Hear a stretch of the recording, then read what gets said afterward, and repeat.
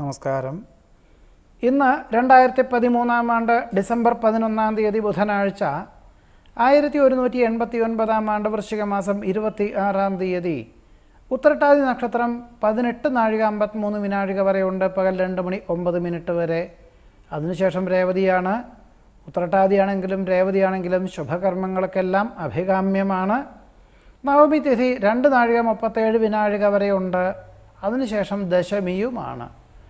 ഇന്ന് പകൽ 7:39 മുതൽ 9:06 വരെയുള്ള ധനുരാശി സമയത്ത് കുട്ടികൾക്ക് വയമ്പ ഫലങ്ങൾ എന്നിവ കൊടുക്കുന്നതിനും നാമകരണത്തിനും ചോറൂണിനും ഗൃഹാരംഭ പ്രവേശങ്ങൾക്കും വിവാഹത്തിനും വിവാഹ നിശ്ചയത്തിനും യാത്ര പുറപ്പെടുന്നതിനും സഞ്ചരിച്ചുകൊണ്ടുള്ള പ്രവൃത്തികൾക്കും വാഹനത്തിൽ കയറുന്നതിനും പദ്ധതികൾ സമർപ്പിക്കുന്നതിനും ശാസ്ത്ര പരീക്ഷണ നിരീക്ഷണങ്ങൾക്കും എന്ന് വേണ്ടില്ല ശുഭകർമ്മങ്ങൾക്കെല്ലാം തന്നെ തുടക്കം കുറിക്കുന്നതിന് അഭികാമ്യമാണ്.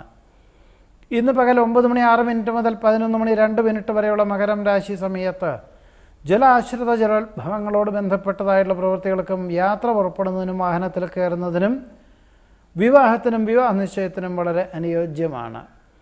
പകൽ 11:02 മുതൽ 12:46 വരെയുള്ള കുംഭം രാശി സമയത്ത് പദ്ധതികൾ സമർപ്പിക്കുന്നതിനും ശാസ്ത്ര പരീക്ഷണ നിരീക്ഷണങ്ങൾക്കും വ്യവസായ വ്യാപാര മേഖലകളോട് ബന്ധപ്പെട്ടതായിട്ടുള്ള പ്രവൃത്തികൾക്കും വിവാഹത്തിനും വിവാഹ നിശ്ചയത്തിനും കുട്ടികൾക്ക് വയമ്പ ഫലങ്ങൾ എന്നിവ കൊടുക്കുന്നതിനും ഉദ്യോഗപ്രവേശത്തിനും കരാറ് ഒപ്പുവയ്ക്കുന്നതിനും ഭൂമി ഗൃഹം വാഹനം തുടങ്ങിയവ വാങ്ങിക്കുന്നതിനും വളരെ അനുയോജ്യമാണ്. ഇന്ന് പകൽ 12:46 മുതൽ 2:28 വരെയുള്ള മീനം രാശി സമയത്ത് യാത്ര പുറപ്പെടുന്നതിനും സഞ്ചരിച്ചുകൊണ്ടുള്ള പ്രവൃത്തികൾക്കും വിവാഹത്തിനും വിവാഹ നിശ്ചയത്തിനും വാഹനം വാങ്ങിക്കുന്നതിനും ഗൃഹാരംഭ പ്രവേശങ്ങൾക്കും പദ്ധതികൾ സമർപ്പിക്കുന്നതിനും വളരെ അനുയോജ്യമാണ്. നാളെ ഡിസംബർ 12 വ്യാഴാഴ്ച രേവതി നക്ഷത്രം 20:54 വരെയുണ്ട്. പകൽ 2:58 വരെ. നാളത്തെ ദിവസം ദശമി ഏകാദശി തിഥികളാണ്.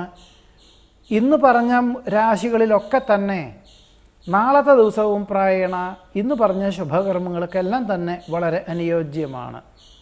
ഇന്നത്തെ ദിവസവും നാളത്തെ ദിവസവും മകംപൂരം ഉത്രത്തിൻ്റെ ആദ്യത്തെ പാദം എന്നീ നക്ഷത്രങ്ങൾ ജനിച്ചവർക്ക് ഒരു ശുഭകർമ്മങ്ങൾക്കും അരുതാത്തതാണ്.